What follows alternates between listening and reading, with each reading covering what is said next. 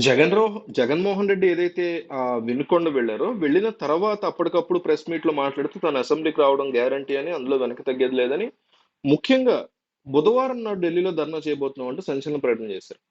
అంటే ఆయన ప్రకటన చేసింది శుక్రవారం నాడు. శుక్రవారం టు మళ్ళీ మధ్యలో శనివారం, ఆదివారం, సోమవారం, మంగళవారం, బుధవారం అంటే 4 రోజులు గ్యాప్ ఇచ్చారు. ఆ గ్యాప్ ఇవ్వడానికి కారణం ఆయన అఫీషియల్‌గా ఎక్కడా కూడా ఆయన మాట్లాడినప్పుడు ప్రకటన చేసిన తర్వాత, ఈ 4 రోజుల్లో ఏ చర్యలు తీసుకోకపోతే కేంద్రం అని అనలేదు గానీ, ఆంధ్రప్రదేశ్‌లో ప్రెసిడెంట్ రూల్ అనివార్యమని, ఏపీలో 40 రోజుల పాలనలోనే దాదాపు 5,000 ఘటనలు జరిగాయని చెప్తున్నారు. వైసీపీ మీడియా ఏం చెప్తుందంటే ఆంధ్రప్రదేశ్‌లో 40 రోజులే అయ్యుండొచ్చు కూటమి పాలన జరిగి. కానీ 5,000 హింసాత్మక ఘటనలు చిన్నవి, పెద్దవి కలిపి.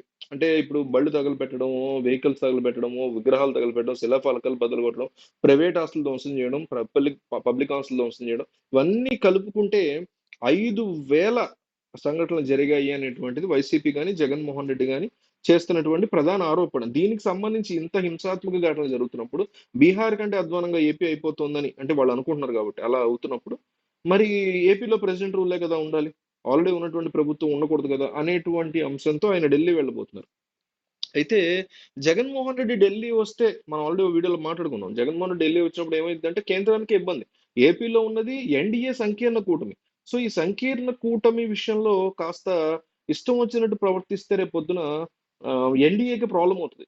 జగన్మోహన్ రెడ్డి ఏదన్నా మాట్లాడారనుకోండి కేంద్రంలో, ఢిల్లీలో నేషనల్ మీడియా ఎంతసేపు ఎన్‌డీఏ ప్రభుత్వం ఏపీలో ఉంది. ఆ ప్రభుత్వం గురించి మాట్లాడుతున్నారు కదా! మీరంటది గానీ, చంద్రబాబో, జ తెలుగుదేశం పార్టీయో ఈ గోల ఉండదు. సో, దానివల్ల ఎన్‌డీఏకి తీవ్రమైనటువంటి నష్టం దేశవ్యాప్తంగా ఆల్రెడీ చాలా నష్టపోయినటువంటి పరిస్థితిలో ఉంది. ఎన్‌డీఏ పార్టీ మొన్న జరిగిన బై ఎలక్షన్ గావచ్చు, అంతకుముందు జరిగినటువంటి లోక్‌సభ ఎలక్షన్ గావచ్చు. మీరు అబ్జర్వ్ చేస్తే చంద్రబాబు, నితీష్ కుమార్ తప్ప ఎవరు కాపాడలేని పరిస్థితి ఉంది. ఈరోజు వాళ్ళిద్దరు లేకపోతే మూడోసారి ప్రధాని అయ్యేవారు కాదు నరేంద్ర మోడీ. ఆల్రెడీ పవనాలు నెగెటివ్‌గా వీస్తున్నాయి. 2029లో రాహుల్ గాంధీ పీఎం అవ్వడం తథ్యం, ఎన్‌డీఏ పడిపోవడం తథ్యం అనేటువంటి మాటలు వినిపిస్తున్న ఈ నేపథ్యంలో ఆంధ్రప్రదేశ్ కూడా దేశవ్యాప్తంగా హైలైట్ అయ్యి ఇక్కడ హింసాత్మక ఘటనల గురించి అంటే ఎన్డీఏ నేతృత్వంలోని ఉన్న ప్రభుత్వంలో హింసాత్మక ఘటనలు జరుగుతున్నాయనే అంశం గనక నేషనల్ వైడ్ హైలైట్ అయితే ఆల్రెడీ అయ్యింది. మన రషీద్ అంశం చాలా నేషనల్ వైడ్ హైలైట్ అయింది. అలాంటిది ఒక రాష్ట్ర మాజీ ముఖ్యమంత్రి గతంలో దేశంలోనే మూడో అతిపెద్ద పార్టీగా ఎక్కువ మంది ఎంపీలు ఉన్న వ్యక్తి మొన్నటి వరకే నెల 15 రోజుల క్రితం వరకు ఉన్నటువంటి వ్యక్తి ఢిల్లీకి వచ్చి జంతర్ మంతర్ వద్ద ధర్నా చేయడం అంటే చిన్న విషయం కాదు. దేశవ్యాప్తంగా ఇది వైరల్ అవుద్ది. ఆంధ్రప్రదేశ్ గురించి ఆంధ్రప్రదేశ్ జరుగుతున్న అక్రమాలు, హింసాత్మక ఘటనలు అంటే వీడు చేస్తున్న ఆరోపణలనేవి హైలైట్‌గా దేశవ్యాప్తంగా అవుతాయి. ఇప్పుడు మనం బెంగాల్‌లో ఏమైనా జరిగితే మనకు చాలా లేట్‌గా తెలుస్తది. ఎట్లాగే మమతా బెనర్జీ ఎళ్లి ఢిల్లీలో కూర్చున్నారనుకోండి. ఎందుకు కూర్చుంది? ఏమైంది? అవునా ఇట్లా జరుగుతోందా?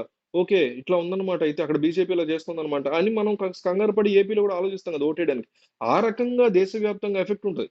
ప్రతి చోట. సో, అందువల్ల అతన్ని జగన్ రావటం కంటే మేమే ఏపీకి కేంద్ర బలగాలను పంపించడం బెటర్. అసలు ఏం జరుగుతుంది ఏంటో చూద్దాం అనేటువంటి రంగంలోకి దిగుతున్నారు అమిత్ షా, మోడీ అనేటువంటి మాట అయితే వినిపిస్తోంది. వాళ్ళు దిగడం కరెక్ట్ అయితే అవునని, దిగడం కరెక్ట్ కాదైతే కాదు అని మీ అభిప్రాయాన్ని కామెంట్ చేయండి. జస్ట్ అవును లేదా కాదు అని రాయండి చాలు.